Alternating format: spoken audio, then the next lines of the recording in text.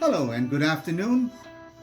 I, Prakash Thomas, am welcoming you to yet another episode of Financially Yours.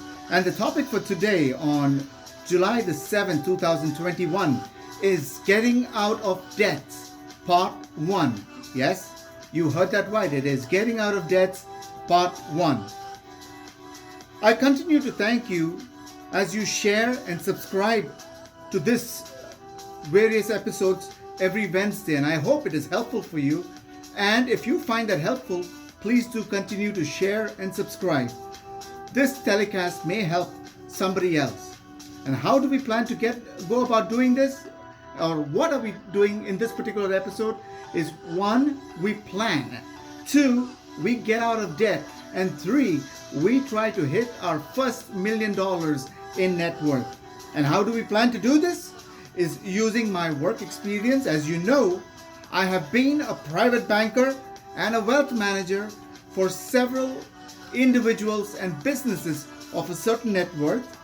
I used to help them make money, save money, and leave a legacy behind. While doing so, I also intend to use my educational qualifications that I have, the various master's degrees that I have. But most importantly, I also want to point you to the Word of God, that is the Bible, which contains so many pearls of wisdom that can help you achieve those goals. So let us begin.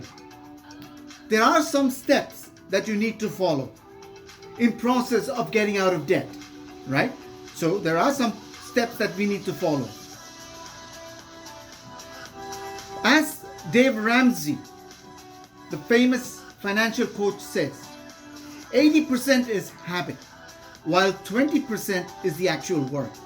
So in other words, 80% of that, what we are actually doing is up here, whereas 20% is the actual labor that you and I put into it.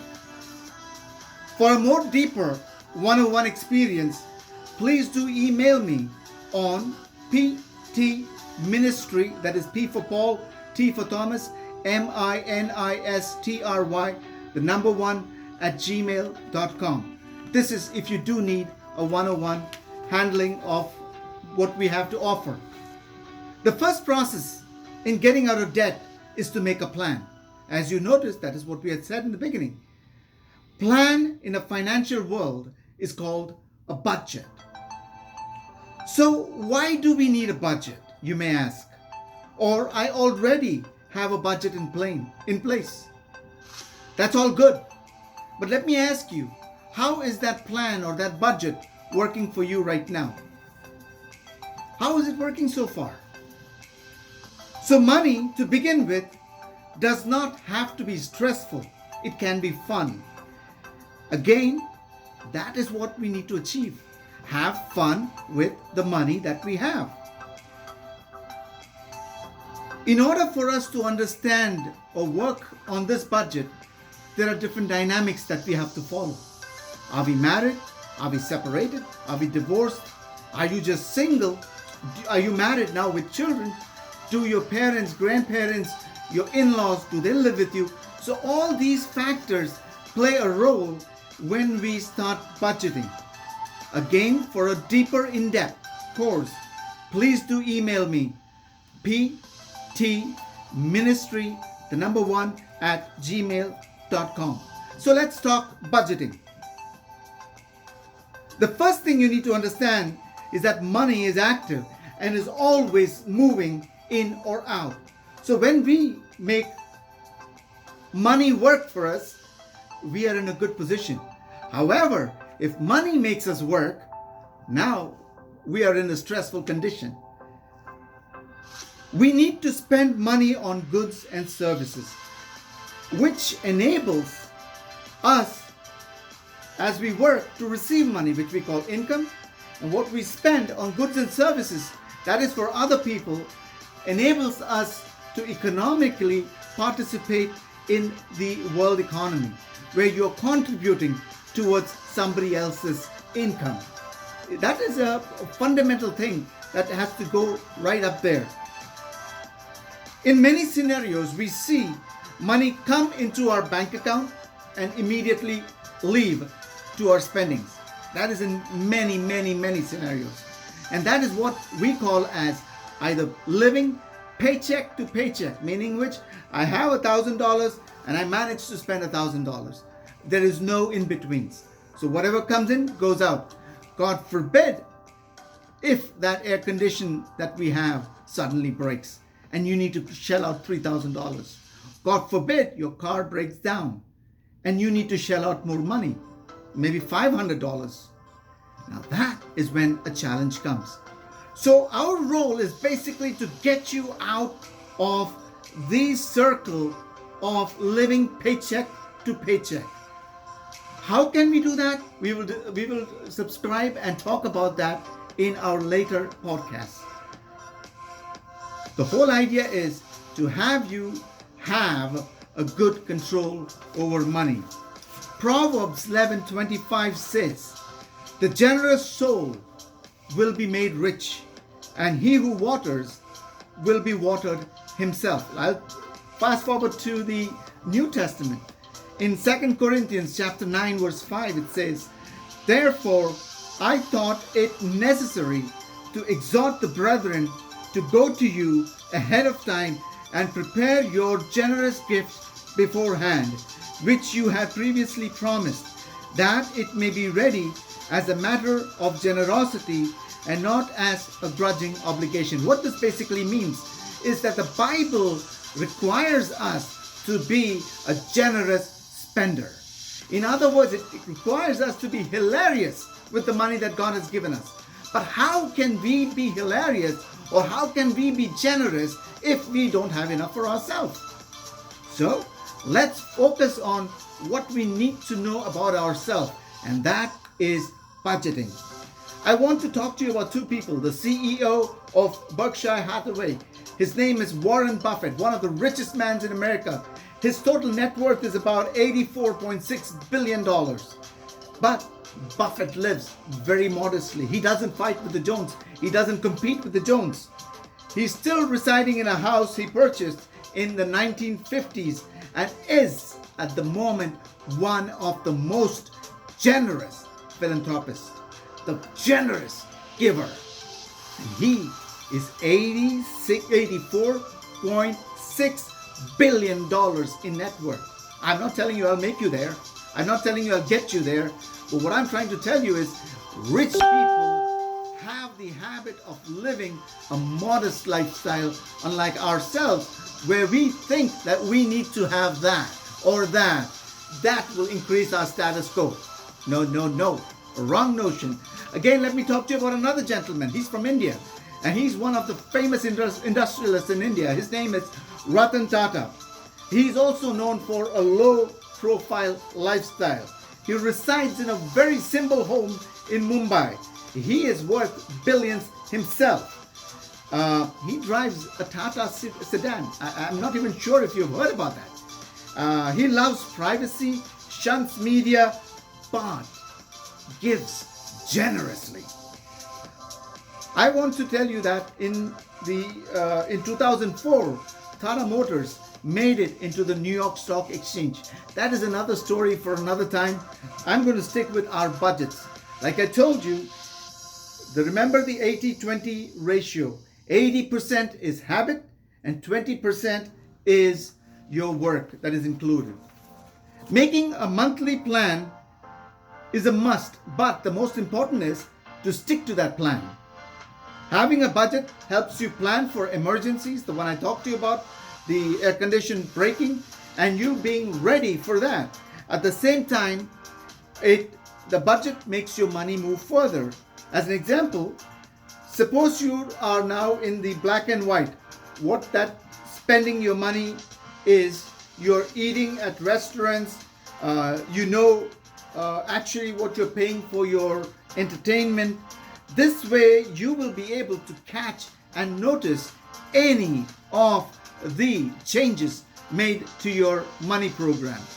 So money helps your money go further. And last but not the least, it helps you spend money without a guilty feeling. You know, that guilt that we have when we are spending money? I'll give you an example. Many a times I tell those who I coach, do not spend money using your debit card. That's right. Do not spend using your money, your debit card or your credit card. The reason is very simple. Like I told you, 80% is habit. Remember, it's up there. The moment you start using pouches or envelopes, let's say if you're going to spend, money in BJ's for the month and you budget, say $400 for this particular month that I'm going to spend on BJ's. And while you're doing so, when you give out that money that you have in cash with you, you feel the pain of it going out. Whereas if you give a credit card out or a debit card out, it goes and it comes back to you. And so you think you can spend again and again. This will get you into that money trap that I was talking about. So we need to be able to spend money without having a guilty trip. That is only possible by having a budget. I'll give you some honest disclaimers as I go on. Your first few budgets can be definitely annoying, perplexing, irritating, challenging. I'm telling you that because it didn't happen in my life too that way. It was the most cumbersome thing that I had and the most painful thing that I could stick to. So don't feel bad that it is going through that way. But in the process, you may also realize that, merely by going and making a budget is not what you need. Email me again on ptministry1@gmail.com. If you do that, I will send you a template for the budget free of cost, right? But if you do need extra help, whereby you need a hand-holding, you need a session to get by, it is some service that I'm rendering and I will charge for that. I can charge you anywhere between $150 to $250 depending on the session. So, that is the most basic cost that I have. If we go further in, which we can discuss later, where I can get my team involved for estate plannings and so on and so forth, financial planning, that could be different. My recommendations would be totally different. So having said that, it can cost you. And you will say, why should I pay? Well, my friend, when you budget and you look at that restaurant bill, which is like $400 of your money that you're eating away, which you could have saved on the side and instead paid me $150 so that I could help you reach those 3 goals that I told you about. Now, which makes better sense? I leave that up to you. This is not a compulsion. You don't have to. You don't need to. We have lots of free stuff available. And if you are just wanting those free stuff, it is yours. All right? Just don't forget to email me. And I stick to what is known as a zero budget policy. And this zero budget policy has been, doctrined to me via Dave Ramsey, whom I spoke about, and his daughter, Rachel Cruz. There are different types of budgets, but they don't fit in our view or our length. I can talk about this later. But for now, we need to follow the zero-based budget. I can send you that budget template that can help you. In conclusion, so far this week, I leave you with 3 homeworks, okay? And this is absolutely no cost to you. 3 homeworks that you need before next Wednesday. The first is email me if you need for the budget, and I can email it back to you. Sit down if you're married with your spouse. If you're not married, you're single, sit down with a friend that you think you can trust and believe and whose words impact you. And look at your income and lay down your expenses. Clearly define that. My template will give you an actual breakup. But if you don't need one and you already have one, do it yourself. And then the third one, spend time, all that you need on that budget. Look at it. To me, even now, I look at it, I relook at it, and I take another take at it. So look into that, the budget that you're doing. Last but not the least, if you think this is benefiting you, please do not hesitate to pass it on to someone you think this can benefit. Again, there are so many things that are freely available.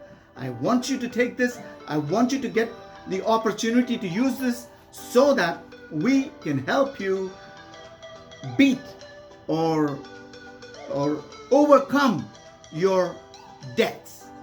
The first step is this, and that is budgeting. See you next Wednesday. Till then, don't forget your homework.